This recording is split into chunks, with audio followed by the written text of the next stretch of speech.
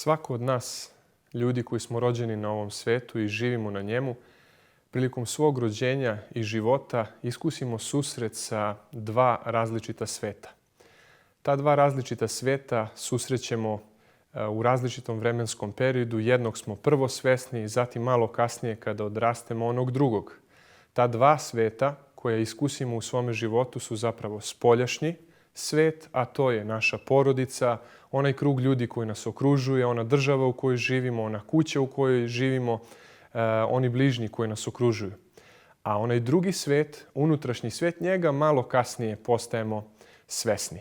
Taj unutrašnji svet je zapravo naš unutrašnji psihički život. I ova dva sveta zapravo nisu potpuno odvojena. Jedan utiče na drugi, ovaj drugi na ovaj prvi i stalna interakcija postoji između ova dva sveta.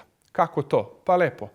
Kada se rodimo na ovom svetu, mi postajemo prvo fizički svesni ljudi koji nas okružuju, ta sredina, ti ljudi vrše uticaj na nas. Malo kasnije, kako postajemo svesni sebe kao individue i svog ličnog unutrašnjeg psihičkog života, mi zapravo gradimo neki svoj svet od malih nogu, taj unutrašnji svet. I o pravcu i o meri u kojoj će jedan svet uticati na drugi ili opet ovaj drugi na ovaj prvi odlučujemo mi.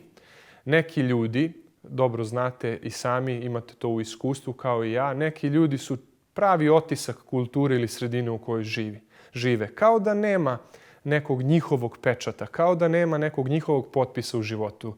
Neki autori su rekli da se neki ljudi žive na ovom svijetu, ali se nikada ne rode kao ličnosti. S druge strane imate ljude koji imaju bogat unutrašnji život i vrlo je teško u tom spoljašnjem svijetu da izvrši uticaj na njih. Kako god, ali ono što želim za početak da toga budemo svesni jeste da smo ti i ja oni koji će odrediti koja će biti mera i koji će biti pravac, primarni pravac delovanja. Zapravo jednom rečju ti i ja smo sudije u svom životu šta ćemo postati. Na početku bih voleo, kada je ova tema o ličnoj vrednosti čoveka u pitanju, da podelim sa vama jedan zanimljiv intervju koji je dao jedan poznati čovek, Moby, muzičar, mnogi ga od nas znaju, poznati muzičar koji je dao jedan nesvakidašnji intervju i na neki način otvorio unutrašnjost svoga srca za nas ljude da zapravo saznamo nešto o njegovom tom unutrašnjem svetu. Kao što vidite, on živi u veoma luksuznoj kući na Hollywoodskim brdima i za Britanski telegraf je dao jedan intervju, kao što rekoh, britanskom novinaru. I u tom intervjuu on kaže za svoje iskustvo, za sebe, za svoj život. Kaže kako su rasli slava, bogatstvo, piće i upotreba droge, tako je rasao i narcizam, rastla je i anksioznost i depresija. I uglavnom su se pojavljivali kada su stvari bile sjajne, kaže Moby dok sedi ispred ove kuće na Hollywoodskim brdima. Kaže, bilo je jedno iskustvo 2002. godine na dodeli MTV nagrada u Barceloni. Odseo sam u super fancy hotelu i dobio sam nagradu.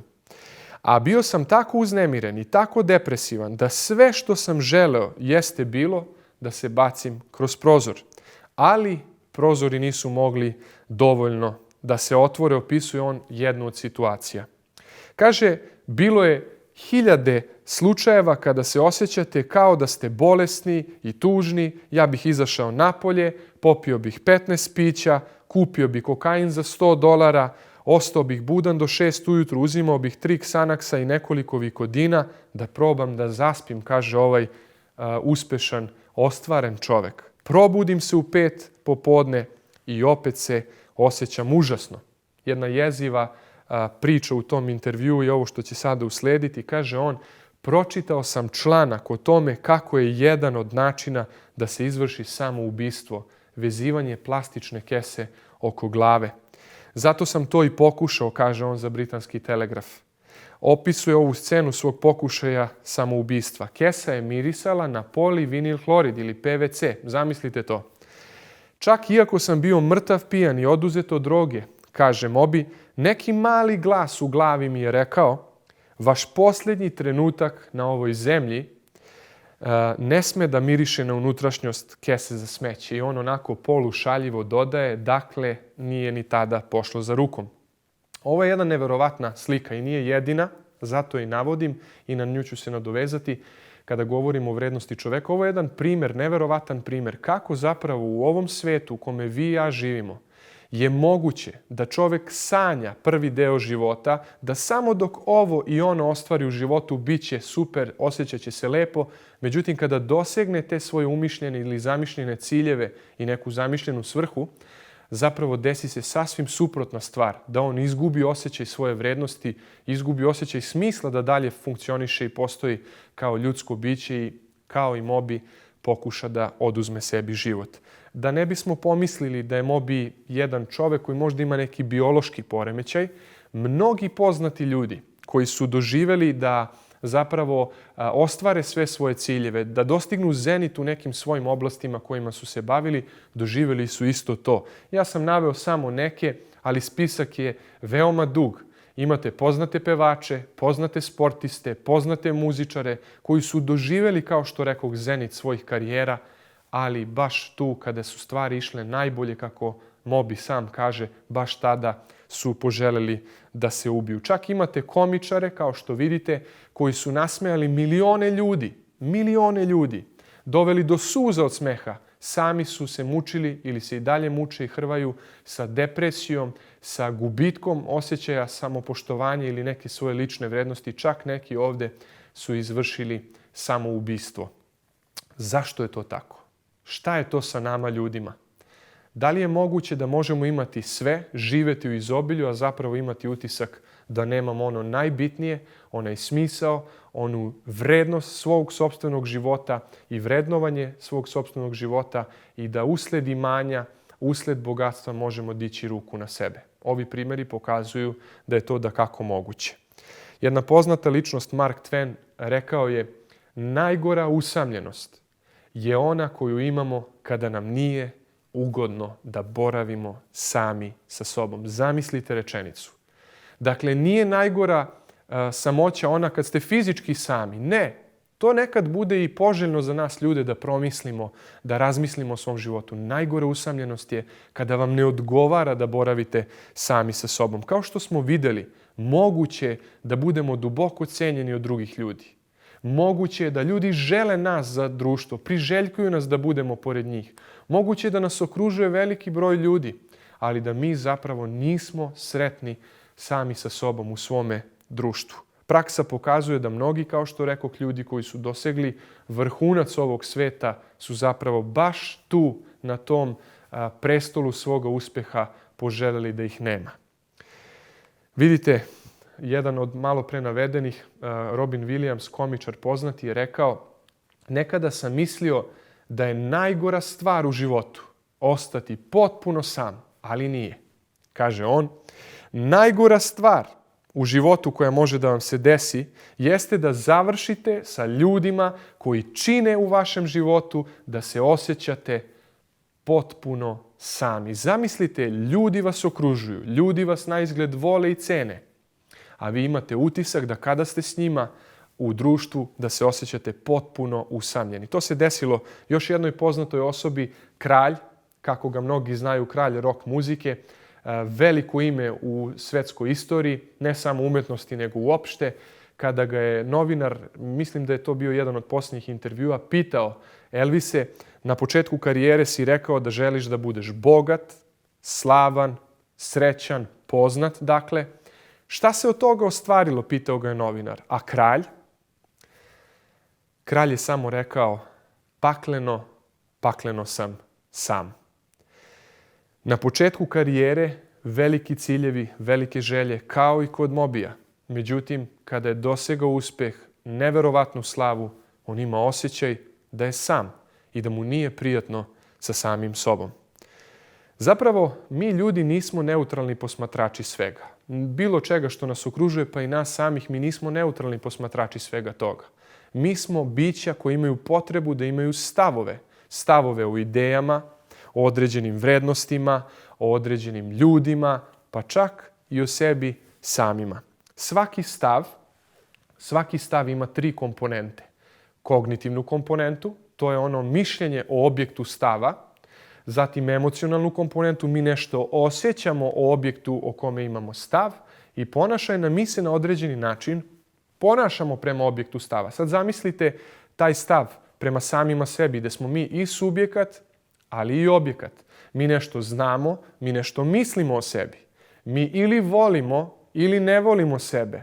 Ili smo srećni sa samima sobom ili nismo i također imamo određeno ponašanje. Samoubistvo je jedna vrsta delovanja. Delovanja u odnosu na objekat stava. Delovanja u odnosu na same nas.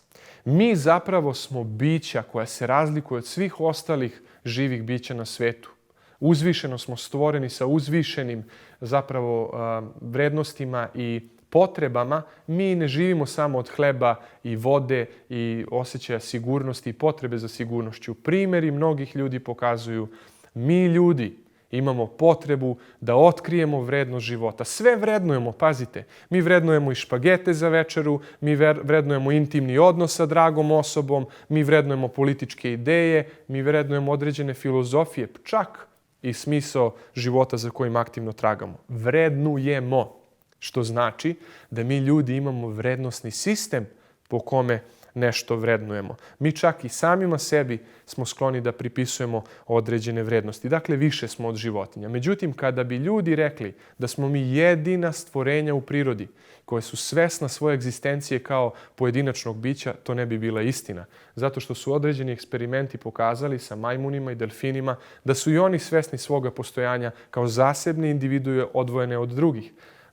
Majmuna bi izlagali ogledalu kao i delfina, zatim bi ih uspavali, nacrtali određene linije, određene boje na stomaku kod delfina, iznad obrve kod majmuna i onda bi se oni probudili iz narkoze i čim bi se pogledali u ogledalo zapravo primetili bi da im je nešto čudno. Čak bi se, evo kao što vidite ovdje, delfin okretao da vidi tu crtu na leđima. Međutim, kada bismo rekli sljedeću rečenicu, ljudi su zaista jedina stvorenja koja su svesna svoje vrednosti, imaju potrebu da odrede svoju vrednost, tada bismo bili u pravu.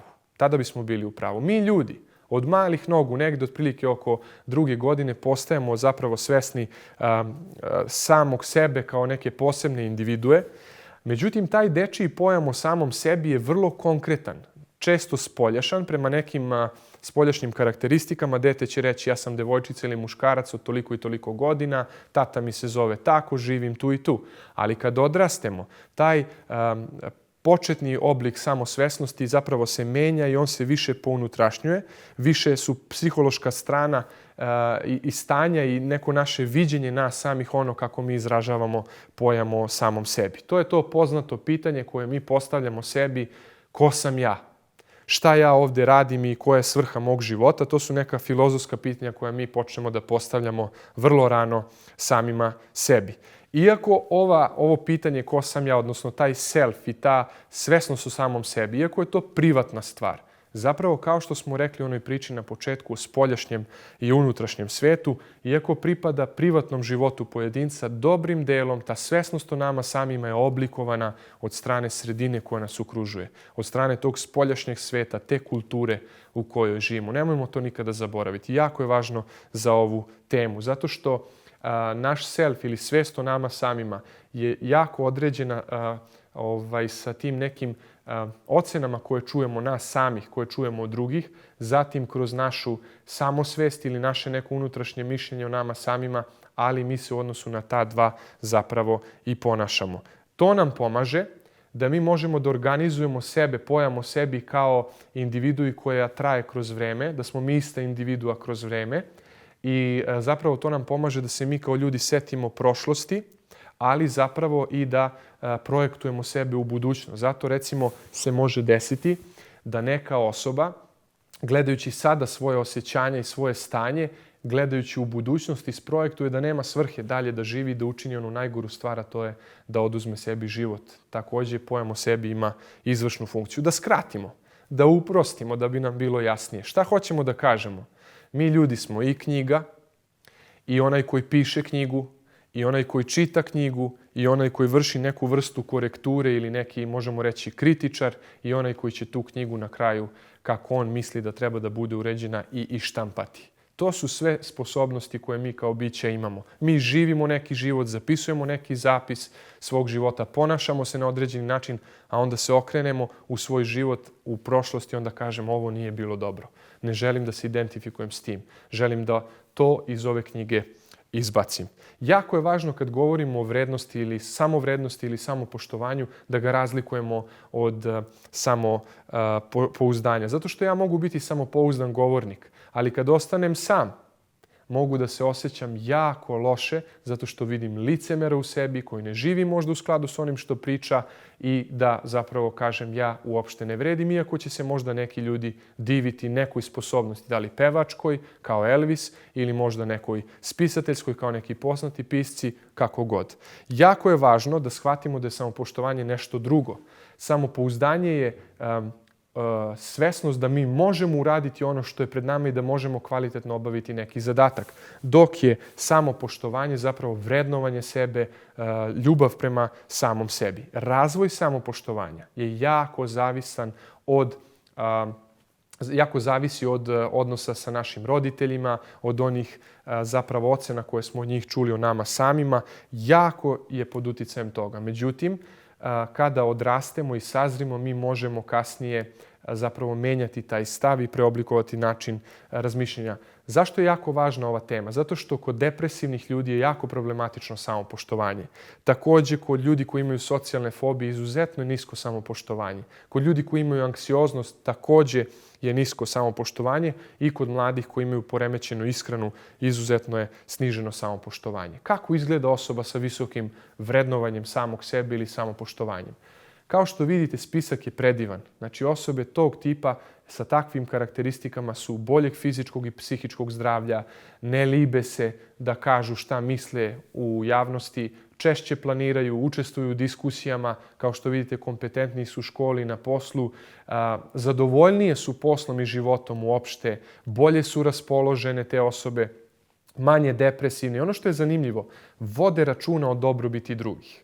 Razumeju potrebe drugih ljudi, spremni su da se suprotstave drugima i lakše podnose kritiku. Manje su skloni konformiranju sa sredinom, spremni su da izraze mišljenje i često procenjuju sebe srećnima i zadovoljnijima od većine. Jako je važno da razlikujemo visoko samopoštovanje od arogancije, jer ta dva nemaju ništa jedno sa drugim. Ljudi koji imaju visoko samopoštovanje poštuju druge ljude. Ljudi koji su arogantni baš tom karakteristikom pokazuju da nemaju neko veliko samopoštovanje. Kao što i ovaj drugi deo je vrlo važan, a to je da ljudi s niskim samopoštovanjem zapravo nisu ponizni. Najčešće zapravo trebamo imati visoko samopoštovanje da bismo mogli da se ponizimo. Zašto? Zato što ljudi koji vrednuju sebe, ne vrednuju sebe zbog spoljašnjih okolnosti, nego zbog unutrašnjih i njima nije nikakav problem da drugome daju prednost, da učine drugog većim od sebe. To mogu zapravo samo osobe sa visokim samopoštovanjem. Autori koji su se bavili ovom temom primetili su da mi imamo u sebi jedan mehanizam neverovatan, a to je da većina ljudi ima potrebu da održi relativno visoko samopoštovanje i da sebe vidi kao sposobne, kao vredne, kao poštene, čak i kada to nije situacija realna. To zapravo govori o jakom porivu da imamo dobro mišljenje o sebi. Kako vidimo to u praksi? Pa u određenim specifičnim mehanizmima koji u korenu imaju baš ovo, a to je recimo minimiziranje tuđeg uspeha. Ma, šta si ti uradio? Nije to ništa posebno. Iako možda jeste. Zašto bi ljudi to radili? Pa ako prizna da je onaj baš uspeo u životu, onda imaju nisko samopoštovanje o sebi. Jeste li nekad samo hendikepirali sebe na fakultetu? Jeste li nekad učili do besvesti, kako narod kaže, a onda ste rekli kolegama, jao, ništa nisam učio, pašću na ispitu. Zašto lažemo tako? Pa zato što zapravo ovo činimo. Ograđujemo sebe, stvaramo sebi prostor da ako malo lošije prođemo na ispitu, da i dalje možemo da održimo visoko samopoštovanje. Ili recimo projekcija. Govorimo ružno o drugim ljudima. Zašto to ljudi rade? Projektuju ružne karakteristike koje sami imaju na druge, a ne suočavaju se s njima iskreno i otvoreno, pa zato što ljudi žele da imaju dobro mišljenje o sebi. Ili danas, kakav je danas najmoderniji, najpopularniji mehanizam ove vrste odbrane vrednovanja samog sebe? Pa lajkovi. Mi kačimo slike, ulepšavamo se, doterujemo se i onda kada okačimo tu sliku svako jutro, svaki sekund proveramo ko je još lajkovao. Zašto? Zato što kad vidimo lajk, osjećamo se bolje. Zašto je to sa nama ljudima tako? Zašto imamo potrebu da vrednujemo sebe? Zašto ne jedemo, ne pijemo, živimo stihijski i da nam to bude dovoljno? Zašto stalno imamo potrebu da određujemo jesmo li vredni ili nismo? Je li ovaj život uopšte vredan ili nije? Pa vidite, to je tako zato što čovjek za razliku od drugih bića ima zapravo veoma izražen čeoni režanj u korteksu mozga. Zapravo utvrđeno je da je taj deo mozga kod čovjeka mnogo veći nego kod bilo koje životinje i također u tom delu mozga je zapravo ta sposobnost ljudskih bića da mislimo o svome mišljenju, mislimo o svojim delima, razmišljamo, analiziramo čak i svoja emocionalna stanja. Mi imamo potrebu da mislimo o tome kako mislimo, da mislimo o tome kako da živimo. I to je prosto potreba kod nas, kao što je potreba za hranom. Mi imamo tri velike sile, da tako kažem, tri velike sposobnosti unutar tog dela mozga, zapravo centar mozga za te tri karakteristične veštine čovjekovog mozga su svest, savest i volja, dakle u čeonom mrežnju. To su tri sile sa kojima smo obdareni i to nije potpuno bez smisla, ima svog smisla. Vidite, ljudi često ocenjuju i procenjuju sebe kroz druge ljude, procenjuju sebe kroz svoj razum, ali procenjuju sebe i kroz jedan vrlo važan metar kada je vrednosni sistem u pitanju, a to je savest koju mi imamo u svojim umovima.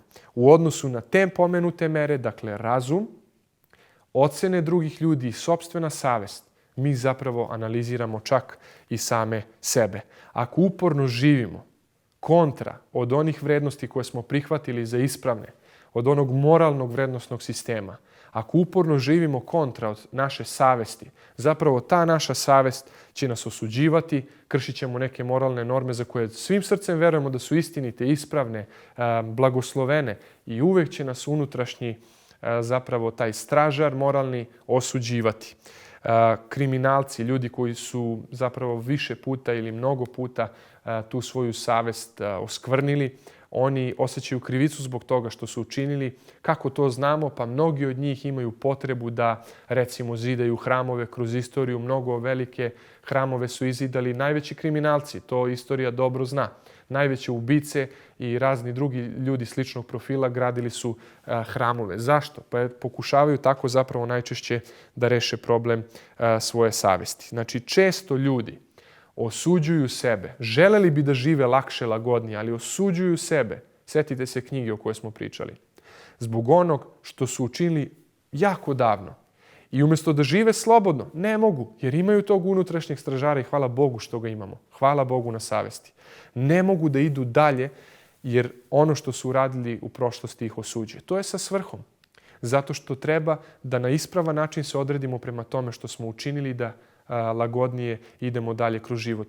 Da se pokajemo za ono što smo učinili, da odbacimo one loše stvari koje smo učinili, a ne kao što to danas ljudi rade, da pokušamo na sve načine da umirimo savest. Nažalost, i to je moguće, ali tada život čovekov nije baš za poželeti. To je primetio i, kao što vidite, poznati pisac balkanski Meša Selimović. On kaže, zar može čovjek tako potpuno uspavati svoju savest? Zar može prekinuti misao kao konac i zabraniti sebi razmišljanje o posljedicama, ne želeći da zna za njih? Eto, izgleda da može, kaže on. Nagon nas brani potpunim zaboravom da bi nas spasao od mučenja zbog odgovornosti. Danas živimo u svijetu gdje ljudi imaju potrebu da vrednuju sebe, to je iskonska potreba, ali bukvalno autodestruktivno se u tom pravcu ponašaju. Žele da isključe taj metar, vrednosni, pravi metar u sebi da bi lagodnije živjeli, a zapravo tada, kao što vidite ovdje, počinjemo nagonski da živimo. Jako je važno da razumemo da danas u ovom svijetu samopoštovanje, naročito iz zapadne kulture gdje je to zapravo jedna vrsta božanstva, dolazi do nas ta ideja da je samopoštovanje vrednost za kojom treba, sama vrednost za kojom treba živjeti. Kao da je ona sama sebi cilj. I želeo bih da uputim vaše misli na to narcističko samopoštovanje koje uopšte nije samopoštovanje. Zašto? Zato što ćete često vidjeti u knjigama savete koji su upereni ka tome da vam poboljšaju samopoštovanje, koji uopšte nemaju nikakve veze sa ispravnim vrednovanjem sebe i sa ispravnim samopoštovanjem koje nije lažno narcističko samopoštovanje koje, ja kažem, džin na staklenim nogama. Zapravo, kako da razlikujemo narcističko, to lažno samopoštovanje od onog pravog? Jako jednostavno. Ovo narcističko ide od spolja ka unutra, a ono pravo samovrednovanje iznutra ka spolja. Što će reći, naša vrednost ne dolazi sa kože, sa određenih delova tela, dolazi iznutra. Ako je iznutra nemate, zapravo to samopoštovanje vam niko ne može dati. Recimo, takvi autori koji takvo samopoštovanje zapravo zagovaraju će vam reći nemojte se družiti sa kritizerima, oni vam mogu urušiti kao kulu od karata vaše samopoštovanje. Ili recimo sličan savjet, nemojte nikada čak ni na ispravan način kritikovati decu, zato što to može srušiti njihovo samopoštovanje, a od njih napraviti nesrećnu decu. Također, taj nivo savjeta vam je i onaj afirmativni, govorite afirmacije sami sebi, stanite ispred ogledala i govorite sebi ja sam lep ili ja sam lepa, ja vredim, kao da je čovjek neka životinja koja treba da ubedi sebe, koja nema razuma, treba da ubedi ili da slaže sebe da je lepa ako nije ili da je vredna ako intimno u sebi misli da nije. Zanimljivo je da se ovo narcističko samopoštovanje zapravo propagira u kulturi u kojoj često čujete ovakav savjet. Ja želim, to vam kažu na televiziji ili bilo gde, da shvatiš da si ti jedna posebna osoba. Kakva je to kultura? Mi zaista jesmo posebni, ali ne posebni u tom smislu da smo bolji od drugih. Nema potrebe da se takmičimo. Takva vrsta kulture dovodi do patologije na nivou vrednovanja ili samopoštovanja. Pazite, jedan autor, Christopher Lasch, 79. godine, je rekao u svojoj knjizi Narcistička kultura, kaže, društvene poruke, reklame, celokupna društvena atmosfera, sve što nas okružuje u ovoj kulturi, kaže, uticalo je da se stvaraju generacije ljudi slabog, fragilnog identiteta, bez jasnog uporišta unutar sebe, koje se shodno društvenim trendovima više nego ikada plaše raznih stvari, i smrti, i obaveza, dugotrajnih veza, smislenih veza, posvećivanja nekom drugome. S druge strane, kaže, neizmjerno se dive slavi, bogatstvu, glamuru, materijalizmu i svoju vrednost mere po spoljašnjem uspehu, društvenom uspehu i priznanju. Sve ovo, društveni uspeh, priznanje, slava, glamur, bogatstvo, sve su to spoljašnje karakteristike, a mi nismo dizajnirani da na tome zasnivamo poštovanje samih sebe. Vidite, čovjeka je Bog stvorio na taj način da mu njegov mozak, njegova sloboda volje pomaže i čitav mozak i sve karakteristike koje mi imamo, odnosno sposobnosti uma, nam omogućavaju da u sred, zamislite, idealnog sveta, vrednosno idealnog sveta, možete da živite nastrano i potpuno drugačije od tog idealnog sveta. Kako? Pa lepo, imate slobodnu volju, vi možete unutar svog uma reći ne sviđa mi se ovo što mi kultura nudi i želim da živim destruktivno u tom idealnom svetu. I obrnuto je moguće. Dakle, osoba može da živi u užasnom ovakvom sistemu, potpuno materijalističkom, potpuno površinskom, ali može slobodnim izborom u svome umu da izabere ne želim da živim tako, ne želim sebe da cenim po spoljašnjosti, po uspesima, želim sebe da cenim po onim dubokim vrednostima za koje verujem da sam stvorena. Evo jednog primjera iz Svetog pisma. Solomon, sin cara Davida, čovjek koji je živio nekoliko hiljada godina od ovog momenta, koji je bio jako bogat, otac ga je učio pravom sistemu vrednosti, moralnosti, požrtvovnosti za drugoga, ljubavi prema drugome, službi drugome.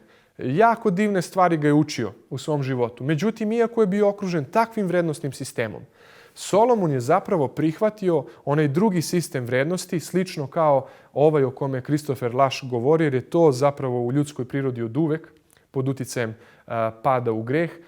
Mi smo oholi, sebični, taj sistem vrednosti on iskusio, probao ga je, rešio da ide tim putem.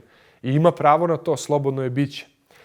Kaže on u jednoj knjizi, knjiga Propovednika, 2. poglavlje, 4. stih do 11. Kaže on, velika dela sam učinio u životu. I pazite, nećemo sada sve ovo čitati, razne stvari on sebi uradio.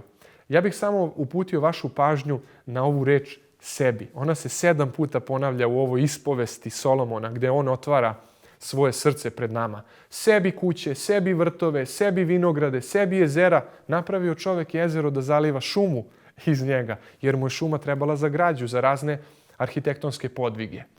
Nabavio je sebi sluga, nabavio je sebi srebra, zlata, pevačica, instrumenata muzičkih, svačega. Ali, kada je otvorio svoje srce, on nije zastao samo da glorifikuje svoje uspehe graditeljske, nego je bio iskren.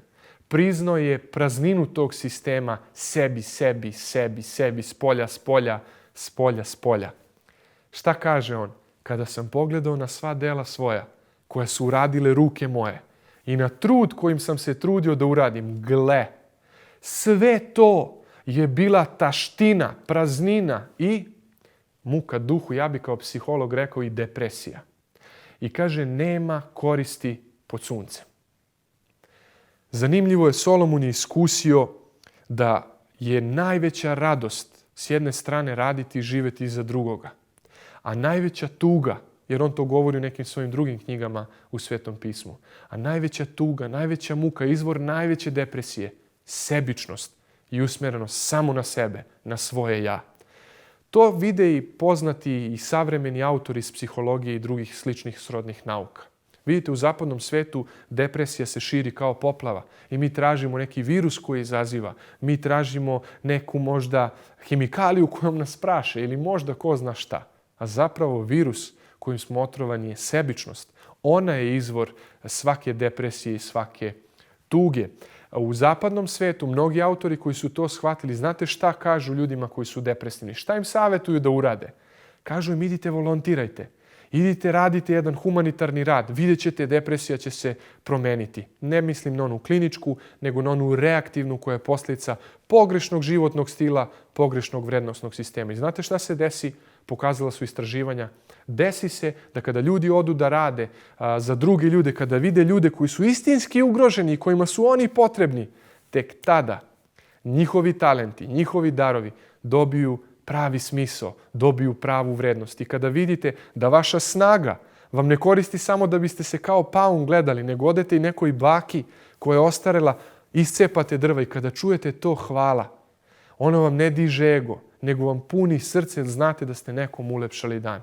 Mi smo stvoreni za takav sistem vrednosti. Ne za onaj u kome nam trebaju telefoni koji imaju što bolju kameru, što bolju veštačku inteligenciju koja će od mene, možda bubuljičavog, napraviti osobu koja zapravo je sa čistim licem, a onda ću tu sliku dati drugima, da je se drugi ljudi dive, a tako da ja pomislim kako vredim. To nije normalan sistem vrednosti. Danas postoji sistem idealne lepote, odnosno filozofije idealne lepote. Mladi pokušavaju, neiskusni, možda i adolescenti, da dosegnu tu lepotu. Ona ne postoji nigde. Najlepše žene i najlepši muškarci na svijetu su sa manama.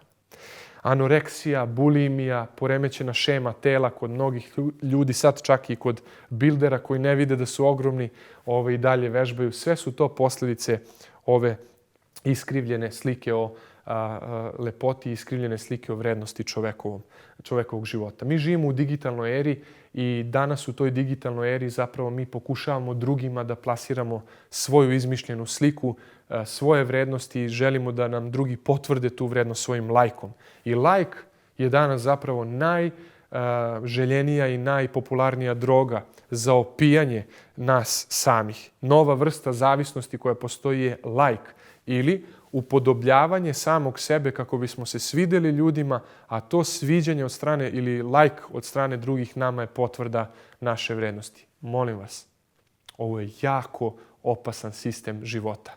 Takav sistem života vodi do toga da jednog dana, baš čak i kad su stvari super, dignete ruke od sebe i dignete ruku na sebe jer je takav smisao života, odnosno takav život je besmislen.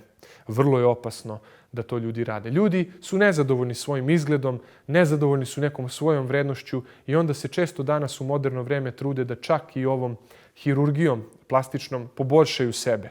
Određeni ljudi koji se bave tim poslom rekli su da čak kad ljudi povećaju grudi ili odrade određenu plastičnu hirurgiju na licu, upodobe sebe na onaj način za koji misle da će tada se više sviđati sebi, znate šta kažu ti autori i hirurzi? Kaže, imao sam u iskustvu, jedan hirurg je rekao da su mnogi ljudi poboljšali i podigli svoje samopouzdanje, ali kaže samopoštovanje se nije promenilo. Znate zašto?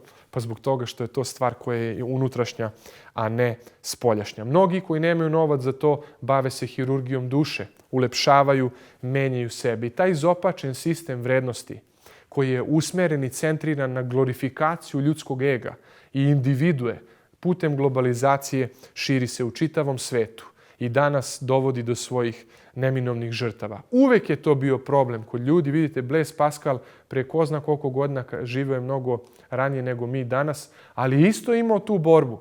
Da li da svoju vrednost zasnuje na spoljašnjim stvarima ili na unutrašnjim. Kaže on, mi se ne zadovoljavamo ljudi životom koji imamo u sopstvenom biću, tim unutrašnjim svetom.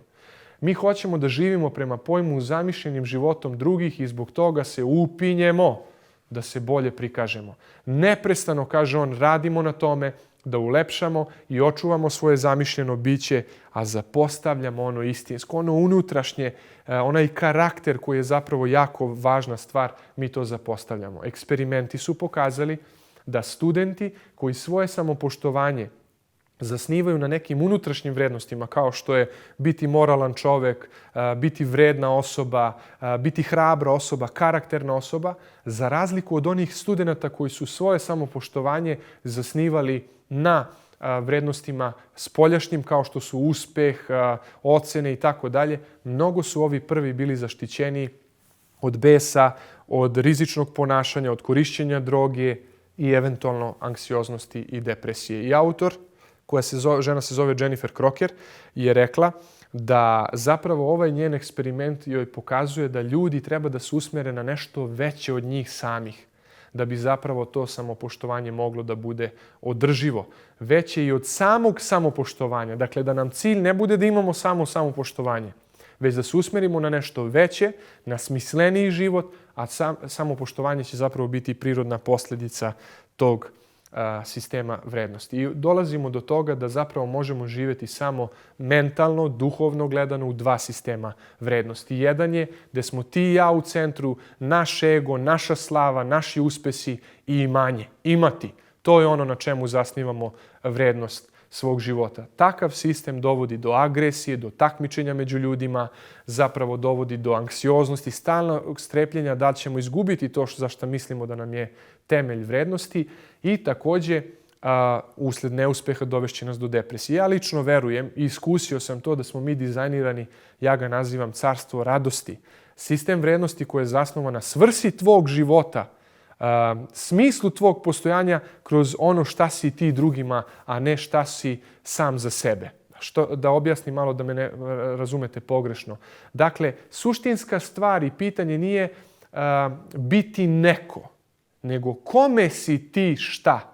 To jest, kome si ti na blagoslov, ko ima benefite od tebe, kome stvaraš radost u životu. Mi smo stvoreni za takav život i da radimo, i da napredujemo, i da se borimo, ali sa svrhom. Da naši talenti, darovi i znanje dovedu do boljitka u nečijem životu. Zapravo, mi smo ti koji biraju u kom će carstvu živeti. Neće nam pomoći okruženje ako se izolujemo i budemo samo sa dobrim ljudima. To je jako dobro, ja to savjetujem, jer će tako naša savest biti zapravo na neki način isklesana, ali pre svega mi treba to da prihvatimo. I također jedno ohrabrenje ako živimo u užasnom svetu. Ti i ja smo odgovorni i ti i ja smo ti koji će presuditi sami sebi. Mi smo ti koji treba da izaberu kako će živjeti. Apostol Petar u prvom veku savjetovao je svoju crkvu, savjetovao je ljude kojima je bio duhovni pastir. Žene konkretno u ovom tekstu, ali to se odnosi naravno i na muškarci. I on je to osjetio, tu razliku između spoljašnjeg i unutrašnjeg, tu razliku između sebičnosti i života, službe i žrtve za druge. Kaže, vaša lepota da ne potiče od spoljašnjih ukrasa, pletenja kose, kićenja zlatom ili oblačenja lepe odeće, nego od vašeg unutrašnjeg bića, od neprolazne lepote krotkog i smirenog duha ili karaktera, što je zapravo u Božijim očima mnogo cenjeno. Šta hoće Petar da kaže? Bez znanja iz psihologije, duhom Božijim nadahnut, on doseže baš ono što mi danas vidimo u istraživanjima. Čovek je dizajniran pre svega kao moralno biće koje non stop meri, vrednuje stvari, druge, ovaj svet, ali i same sebe. Ti i ja vrednujemo i same sebe. Savet, nemojmo da zasnivamo vrednost samih sebe na spoljašnjem postignuću, na spoljašnjem izgledu. Gradimo to unutrašnje biće. Obogaćujemo taj unutrašnji svet. Imajmo krotak, lep, smiren duh koji se nikada neće izmeniti ako radimo na njemu. Lepota će proći. Moja i tvoja mladost, ako smo mladi, će proći. Vi koji ste stari znate već da je to praksa životna i da je to realnost. Ali hajde da gradimo svoj karakter. Možda smo nešto uradili loše u prošlosti, možda nas savest peče i to je normalno. Hvala Bogu što nam je dao taj, možemo reći, žar koji nas peče jer nas on vodi na pravi put. Ali hajde da budemo iskreni ljudi, da pogledamo u to što smo učinili, da ga nazovemo pravim imenom i da se distanciramo, da oprostimo samima sebi ako smo određene loše stvari uradili. Jedan dečak pitao je svoga oca, tata, koliko vredi čovek? I otac mu je rekao, sine, reću ti na jedan slikovit način koliko vredi čovek. Uzmi ovaj kamen, jedan dragi kamen mu je dao, idi probaj da ga prodaš. Idi na pijacu prvo. I kada te ljudi budu pitali koliko košta, ti samo ovako pokaži. Samo kaži ovako prstima, 2. Jedna žena je prišla, pitala je lep komad, koliko košta, dečak je pokazao ovako. Žena je rekla, ja bih pristala da ga platim baš toliko, $2. Dečak je otišao kući, rekao je ocu, otac je rekao, ok, idemo na drugo mesto, idemo u muzej, otići ćeš kod tog i tog čoveka i ponudit ćeš mu zapravo isti taj kamen. I kada je dečak isto pokazao čoveku koji ga je pitao kolika je cena ovako 2, čovjek je rekao, ja bih pristao da ga kupim, $200 je sasvim normalna cena za mene. I onda je otac rekao, još samo na jedno mesto idi, u prodavnicu dragog kamenja i tom čiki koji tamo radi isto kaži kad te bude pitao koliko košta, ovako, bez reči. Otišao je kod tog čoveka, pitao ga je čovjek koliko je, jel na prodaju, dečak je klimnuo glavom, koliko tražiš za njega, dečak je ovako pokazao. Otac, odnosno ovaj čovjek je rekao $200,000, ja sam spreman da ti dam tu cifru. Ovaj dečak je izbezumljen otišao kod svoga oca i rekao je svome ocu, tata, on je bio spreman da mi da $200,000. Čekaj, pa ja sam te pitao koliko vredi čovjekov život, a ti si me posavjetovao da uradim sve ove stvari. Ne vidim u čemu je suština. I onda je tata rekao, vidiš sine, kao i sa tim kamenom, taj kamen vredi onoliko koliko su ga procenili ljudi koji su ga gledali. Jedan čovjek je mislio da on vredi $2, druga osoba $200, treća osoba $200,000. Tako i sa našim životom. Vrednost našeg života vredi zapravo zavisno od ugla iz koga ga posmatraš i zavisno od vrednostnog sistema koji imaš. Dobar poznavalac dragulja će na najbolji mogući način platiti i vrednovati taj kamen. Neko će biser, najblistaviji kamen da proceni sa $2. Na kraju krajeva ti si onaj koji ćeš poslušati i odabrati koju cenu ćeš prihvatiti za samog sebe kao jedan dragulj ili kamen u životu, kao i za ovu priču. Vidite, mi živimo u svetu gde se mi stalno kao bića pitamo koliko vredimo i ovaj svet nam daje neke ocene nas samih. Vrediš ovoliko, vrediš onoliko. Ako pitamo hemičare koliko vredimo, oni će stručno reći pa isto onoliko koliko vredi 10 litara vode i drugih tečnosti i 10 kilograma određenih minerala. Ako pitamo ekonomiste šta smo mi, koliko vredimo, oni će nam reći pa samo statistički podatak.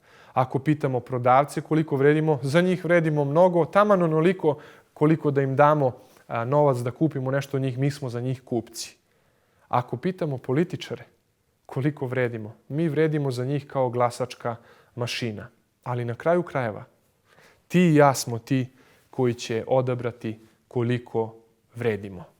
Birajmo pametno. Ja sam izabrao da ocenim sebe prema večnom sistemu vrednosti, prema jednom poznavaocu bisera, a to je sam Bog. Vidite, univerzalna kategorija među svim ljudima na ovom svetu je kategorija Boga, ideja Boga. univerzalna kategorija, pored toga i još nekih, je zapravo i žrtva. To je zanimljivo. U svakoj kulturi postoji ideja o žrtvi. I u paganskim religijama, i u monoteističkim religijama, u hrišćanstvu pogotovo. I zanimljivo je, u hrišćanstvu žrtva nije nešto što mi činimo zbog čega će nas Bog prihvatiti.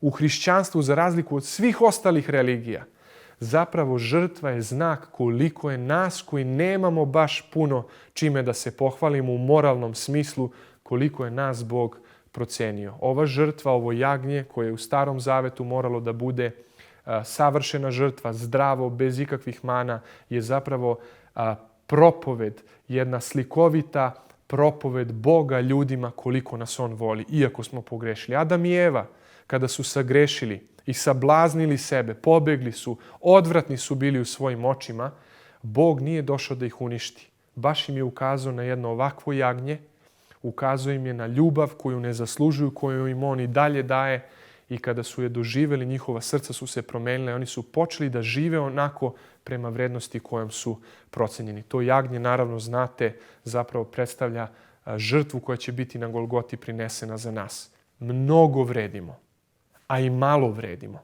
Zavisi kako izaberete da gledate. Možete dići ruku na sebe, gadeći se sebe zbog onog što ste učinili, zbog onog što trenutno vi jeste. To je vaš izbor. Ja sam izabrao da merim sebe u odnosu na ovaj dar, u odnosu na ovu cenu. Ta žrtva je data ne za savršene i dobre, jer takvih nema. Ona je data za one koji su puni mana. Kada ovu ljubav i ovu vrednost i ovo vrednovanje iskusite, onda drugačije merite korake svoje u svom životu i onda drugačije živite. Hajde da živimo vredno i da vrednujemo sebe na ispravan način, ali ne samo sebe. Ljudi koji su se susreli sa ovom nezasluženom ljubavlju, sa blagodaću o kojem ćemo tek pričati u predavanjima, koji su se sreli sa njom, vrednuju i druge ljude sasvim drugačije nego što to čine drugi ljudi u ovom svetu koji i sebe i druge vrednuju po spoljašnosti. Svaki je čovek bitan i treba nam svaki čovek, kako je rekao Ivo Andrić. Hvala vam na pažnji i doviđenja.